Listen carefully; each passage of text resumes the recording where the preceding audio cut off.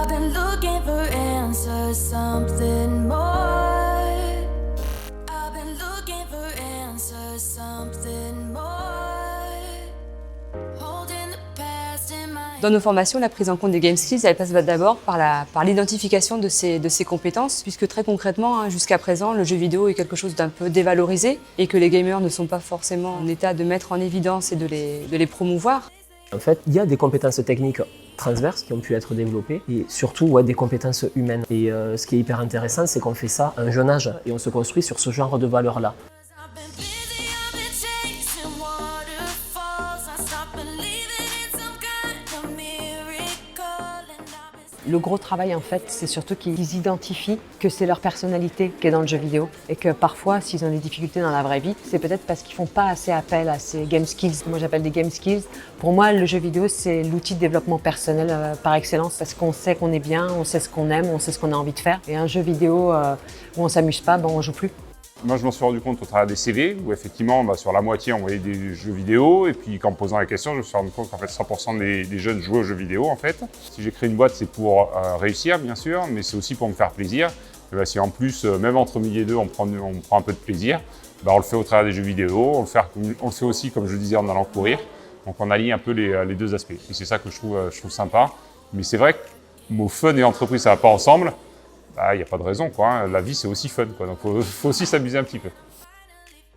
Aujourd'hui, on travaille justement avec un escape game. Et comment ça marche? C'est-à-dire que le recruteur a une position en fait omnisciente pendant l'escape game, donc il voit les joueurs. Et on se rend compte qu'on peut identifier des profils et certains soft skills qui ressortent. Alors effectivement, au niveau des recrutements, aujourd'hui quand on est sportif, c'est facile d'aller argumenter auprès du recruteur. Par contre, quand on vient et qu'on dit qu'on est gamer, et là c'est plus compliqué. Mais c'est aussi aux gamers de rentrer dans les codes du recruteur et de faire percevoir, de mettre en avant les qualités professionnelles que le recruteur attend.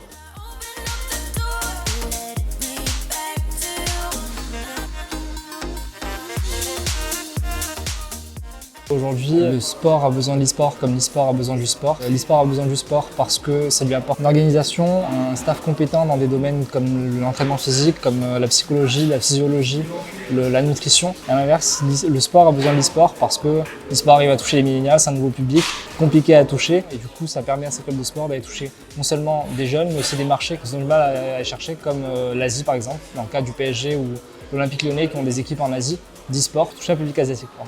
Le sport, en fait, c'est tout simplement à l'image de la société, quoi. C'est un phénomène tellement d'ampleur, tellement de gens différents, que forcément, il y a du positif et forcément, il y a aussi du négatif. On va avoir des gens qui, justement, vont créer des choses super, comme on parlait du The Event, qui est un projet incroyable. En 50 heures, 3 500 000 collectés pour l'Institut Pasteur. On voit ça nulle part. C'est un record mondial. Et ça, c'est le jeu vidéo qui l'a fait. L'e-sport, pour les marques non endémiques, a un gros intérêt, c'est d'être un vecteur de communication, de permettre de rencontrer des potentiels clients ou de développer les communautés avec notamment les réseaux sociaux et les plateformes de streaming comme Twitch, notamment parce qu'elles vont aussi réussir à se différencier par rapport à leurs potentiels concurrents, en tout cas elles vont rajeunir parfois leur communication. Donc le statut de l'e-sportif. Le législateur français a prévu en fait un statut de salarié. Malheureusement, on a vu sur la table ronde que ce statut est quasiment pas appliqué. Pour nous aujourd'hui, c'est un axe prioritaire de pouvoir professionnaliser les joueurs, de pouvoir les accompagner sur leur image, que ce soit leur développement e-sport ou leur évolution en tant que joueur ou futur joueur pro. Ma famille, pour le coup, était totalement contre, voire même à l'opposé d'apporter un soutien, ce qui était assez difficile. Et j'encourage du coup les parents de personnes qui auraient les mêmes ambitions à au moins ne pas les briser moralement si vraiment ils ne peuvent pas se permettre de les soutenir parce que c'est trop dur pour eux, quoi.